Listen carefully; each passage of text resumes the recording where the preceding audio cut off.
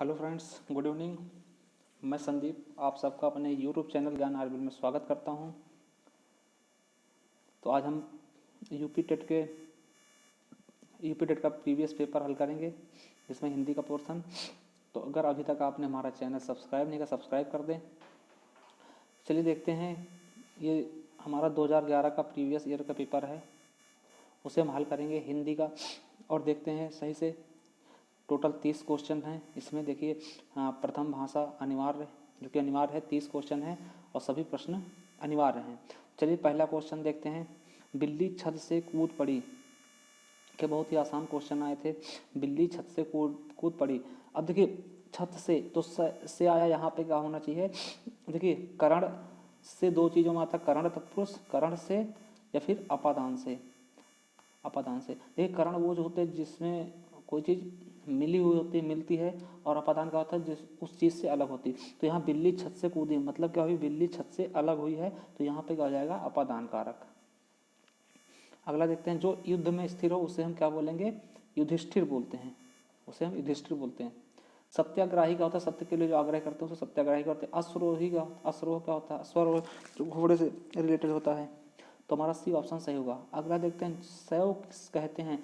शैव किसे कहते हैं? जो शिव के उपासक होते हैं, जो शिव के उपासक होते हैं उन्हें हम शैव कहते हैं। तो याद रखेंगे, बी ऑप्शन हमारा सही हो जाएगा। देखिए, जो किसी की उपासना करते हैं वो तो एक हिसाब से नास्तिक होते हैं। और ये यहाँ पे देखेंगे हम, जो विष्णु की उपासना करते हैं उनका वैष्णव कहते हैं, वैष्णव कहते हैं। तो याद रखेंगे। तो हमारा इसका सही ऑप्शन क्या हो जाएगा? डी, सॉरी बी हो जाएगा। जो शिव की उपासना करते हैं उनको शैव कहते हैं। अगला देखते हैं। Next question. वाचाल कहते हैं। वाचाल क्या होता है? जो ज़्यादा बोलता है। ये वाचाल का होता है जो ज़्यादा बोलता है। तो बहुत बोलना, जो बहुत बोलता हो, यही हमारा सी ऑप्शन सही हो जाएगा। देखिए, वाचाल का विलोम शब्द बहुत बार पूछा गया। वाचाल का विलोम शब्द क्या होगा? मूक। याद रखेंगे, मूक क्या होता है? वाचाल का विलोम शब्द होता है, और हमारा सी ऑप्शन सही हो जाएगा। अगला क्वेश्चन देखते हैं। श्याम धीरे धीरे चलता है। तो धीरे धीरे क्या? देखिए, अब देखिए धीरे धीरे क्या है? ये चलता क्या है? चलता एक क्रिया हो गई। अब क्रिया के आगे ये क्रिया की विशेषता बतला रहा है, मतलब क्या हो जाएगा? क्रिया विशेषण। तो हमारा बी ऑप्शन सही हो जाएगा। क्रिया, इसमें देखिए चलना क्या है? ये क्रिया है, ठीक। चलता क्या है? ये क्रिया है। और धीरे धीरे चलता है मतलब क्या? क्रिया की विशेषता, मतलब चल तो रहा, कैसे चल रहा? धीरे धीरे। तो वही क्या है? जो क्रिया की विशेषता बतलाएगा वही होगा क्रिया विशेषण। तो हमारा बी ऑप्शन सही होगा।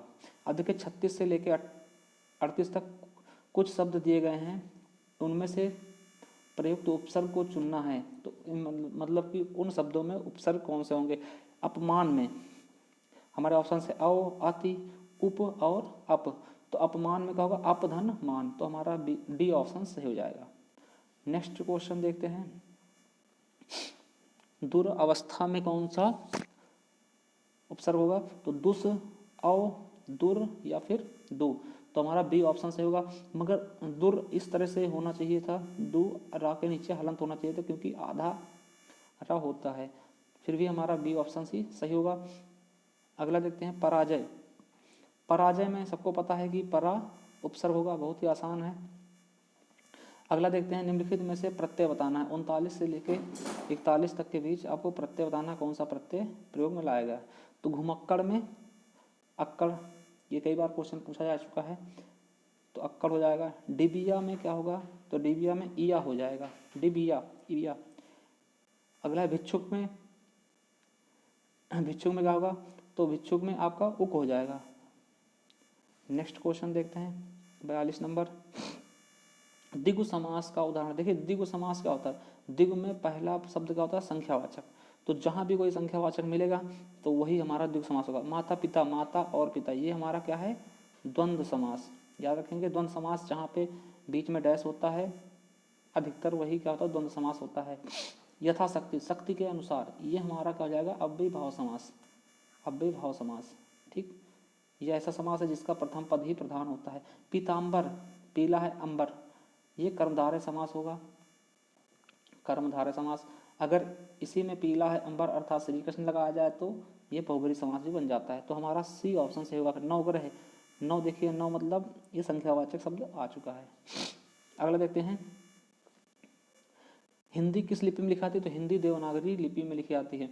हिंदी का वर्णन हमारे भाग 17 में किया गया है। संविधान के अनुच्छेद आर्टिकल 343 से लेकर 351 तक हिंदी के बारे में बताया गया है। ठीक, और ये भी कहा गया है 343 में कहा गया है कि हिंदी की लिपि क्या होगी? देवनागरी। ठीक, तो हमारा बी ऑप्शन सही होगा। देवों की जो नगरी थी, मतलब ये देव की भाषा है इसलिए इसको। और एक चीज़ और याद रखेंगे, लगभग सभी भाषाओं की जननी कौन सी, सभी लिपियों की जननी कौन होती है? ब्राह्मी लिपि। खगोष्ठी लिपि क्या होती है? ये बहुत पुरानी लिपि है, काफ़ी पुरानी लिपि, मतलब सर्वाधिक पुरानी ब्राह्मी लिपि ही है। गुरुमुखी लिपि क्या है? पंजाबी भाषा में लिखी आती है। गुरु अंगद द्वारा ये विकसित की गई थी। तो इसके जनक कौन है? गुरु अंगद। याद रखेंगे। हमारा इस क्वेश्चन का सही ऑप्शन क्या होगा? बी, देवनागरी। अगला है सर्वनाम के कितने भेद होते हैं? तो सर्वनाम के कितने भेद होते हैं? तो 6 भेद होते हैं। कौन कौन से?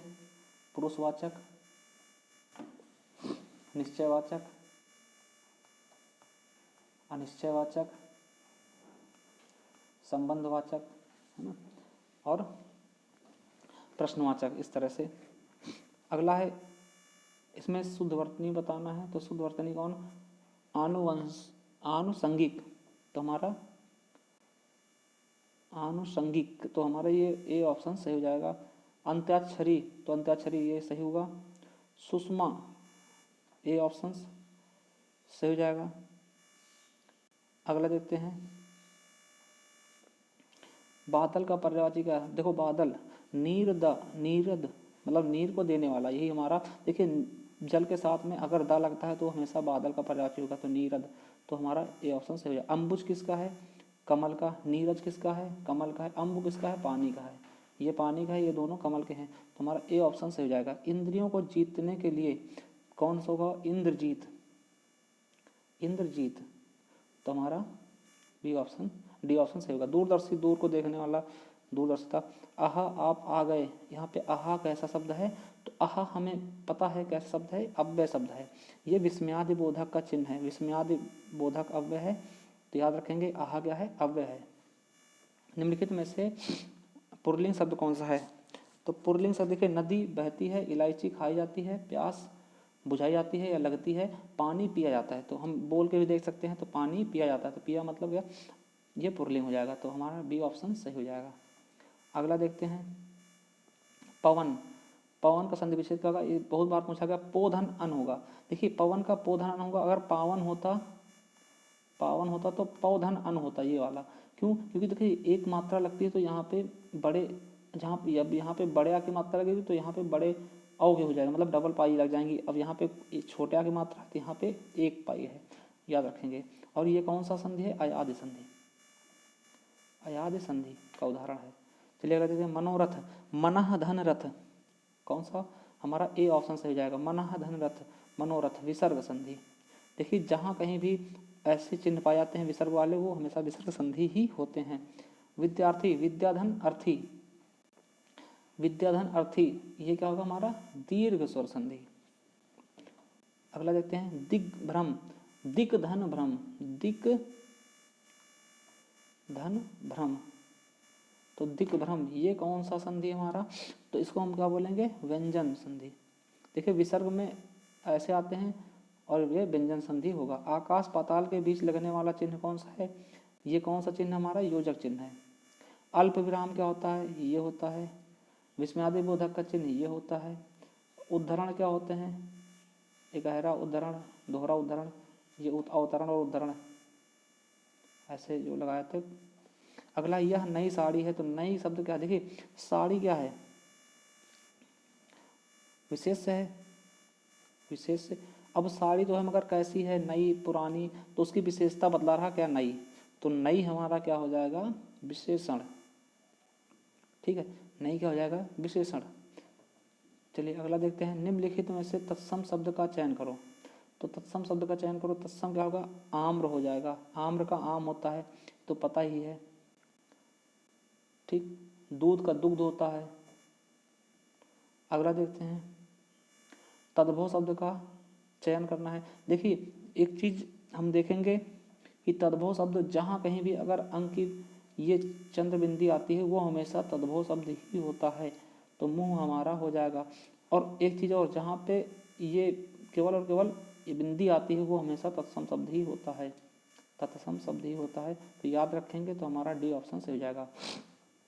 अगला लास्ट क्वेश्चन देखते हैं, निम्नलिखित में से कौन सा सूर्य का पर्यायवाची नहीं है। देखिए दिनकर है, दिन को करने वाला, रवि भी है, ठीक, अंशुमाल भी है, यमनी यामिनी नहीं है। ये हमारा डी ऑप्शन गलत हो जाएगा, मतलब डी ऑप्शन इसका सही होगा। तो आई होप आपको ये वीडियो पसंद आई होगी। अगर कोई कुछ पूछना है तो आप कमेंट करके हमें पूछ सकते हैं, और चैनल को सब्सक्राइब ज़रूर करें, जिससे कि आगे आने वाले जो भी टेट के प्रीवियस ईयर पेपर हल करेंगे तो वो आप तक आसानी से पहुंच सके।